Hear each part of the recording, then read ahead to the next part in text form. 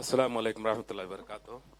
ஐயா, நீங்கள் முதல்வரான எங்களுடைய இஸ்லாமியர்களுடைய அந்த 3 விளக்காடு இப்போது மாறுமா? ஏன்னா நான் கிட்டத்தட்ட 50 வருஷமா 40 வருஷமா அதே 3 விளக்காடு தான் இருக்கிறோம். நீங்கள் முதல்வரான அதை மாற்ற முடியுமா? ஒன்னொன்று நீங்கள் கேட்டு முடிங்க. ஒன்னொன்று, இது வரைக்கும் இஸ்லாத்துக்காக எந்த கட்சியும் எங்களுக்கு ஹெல்ப் பண்ணலை. நாங்களா தான் செஞ்சுக்கிறோம். எல்லாத்தையும் நாங்களா தான் செஞ்சுக்கிறோம். எந்த கட்சியும் எங்களுக்கு ஹெல்ப் பண்ணலை, எந்த கட்சியும் எங்களுக்கு கை பிடிக்கல. ஸோ நீங்கள் முதல்வரான இந்த 3 விழுக்காடுனாச்சும் மாறும். அட்லீஸ்ட் கிட்டத்தட்ட நான் 40 வருஷமா இந்த 3 விழுக்காடு தான் இருக்கிறோம். நீங்கள் உறுதி கொடுக்க முடியுமா உங்களால்? இது பாருங்க, அவர் எப்படி கேட்குறேன். அதாவது நான் உங்களுக்கு சொல்றேங்க, இந்த இடஒதுக்கீடு அப்படிங்கிறத நான் ஏற்கலை. இட பங்கீடு பகிர்வு அப்படிங்கிறத எங்களுடைய உரிய பங்கீடு அப்படிங்கிறத நம்மளுடைய கோட்பாடு.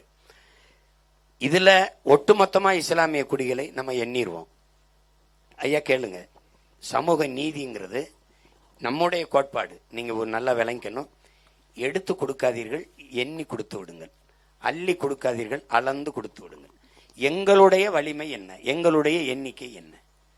எங்கள் இஸ்லாமியர்களுக்கு 6 வருதா 6 கொடுங்க, 8 வருதா 8 கொடுத்துருங்க, 10 வருதா 10 கொடுத்துருங்க.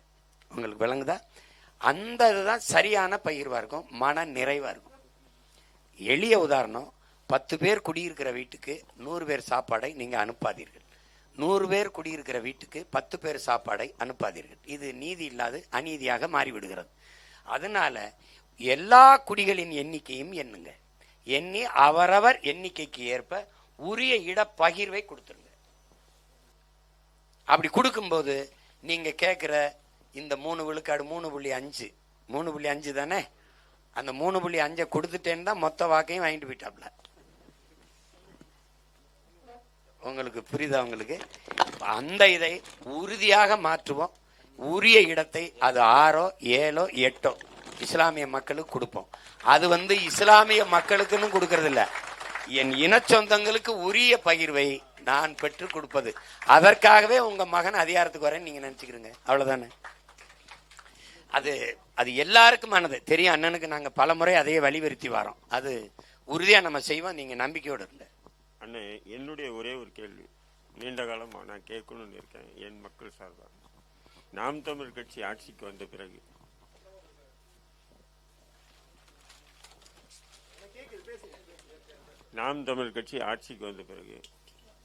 எங்களுடைய அரசியல் ஆசான் பழனி பாபாவுக்கு மணிமண்டபம் ஆயக்குடியில் இல்ல, அடக்கம் மெரினாவில்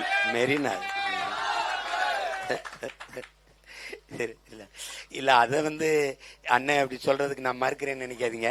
மெரினாவில் எவனுக்கு இருக்க போறதில்ல, அதனால அண்ணனுக்கு வேண்டாது. அது எனக்கு கடற்கரை தான், எவனுக்கும் கல்லறை இல்லை. அது என்னுடைய கோட்பாடு. அதனால என் அண்ணன் அவர் பிறந்த இடமோ அவர் மரணித்த இடமோ அல்லது அவரை நல்லடக்கம் செய்யப்பட்ட இடத்துலையோ அவர் நினைவு இது பண்ணி அவருடைய காணொளிகளை எப்போது யார் வேணாலும் போய் அமர்ந்து அவர் இந்த மக்களுக்காக பேசிய பேச்சை இதுபோல ஒரு அரங்கையை அருகில கட்டி, இது கவிக்கு அரங்கம் மாதிரி, அது பழனி பாபா பயிலரங்கம்னு வச்சு அதில் அவனுடைய பேச்சு எப்போ போனாலும் Palani Baba speech about this அப்படின்னு தட்டினா அது வரும். அவன் பாட்டு பேசிட்டே இருப்பாப்ல, அதான் உட்கார்த்தா அவனுக்கு தெரியும் தான். உலகத்தில் அவனை மாதிரி ஒரு வீரன் இனிமே பிறக்க மாட்டான். நான்லாம் இந்த திமிரோட இருக்கேன்னா இது ரத்த உறவுல இருக்கேன் பாரு. அவன் எப்படி தராம பாருங்க. அளவற்ற அருளாளனும் நிகரற்ற அன்பாளனும் ஆகிய ஏக இறைவன் அல்லாவின் அருள் கூட எல்லோருக்கும் கிடைப்பதாக. இது தமிழ்ல. அவன் ஒருத்தர் எழுந்திரிச்சு அரபுல சொல்லுன்ட்டாப்ல, அரபுல சொல்லுன்னு. அப்ப அவரால் நின்று பேச மாட்டார், உட்கார்ந்து இருப்பாப்ல. உட்கார்த்தா எல்லாம் தெரிஞ்ச அல்லாவுக்கு என் தமிழ் தெரியாதான்ட்டாப்ல. அப்படி ஒருத்தனை நீங்க பார்க்கவே முடியாது. பல்லாயிரக்கணக்கான மேடையில பேசியிருக்கிறாரு. இஸ்லாமிய அடையாளங்களோடு தான் உட்கார்ந்து பேசுவார். இது போட்டிருப்பாரு, இந்த மாதிரி தான் பேசியிருப்பாரு. ஆனா ஒரு தடவை என்னரும் இஸ்லாமிய சொந்தங்களேன்னு பேசினது கிடையாது. நீங்க வேணா நான் எடுத்து வேணா போட்டுப்பாரு, என்னரும் தமிழ் மக்களேன்னு தான் பேசியிருக்காரு.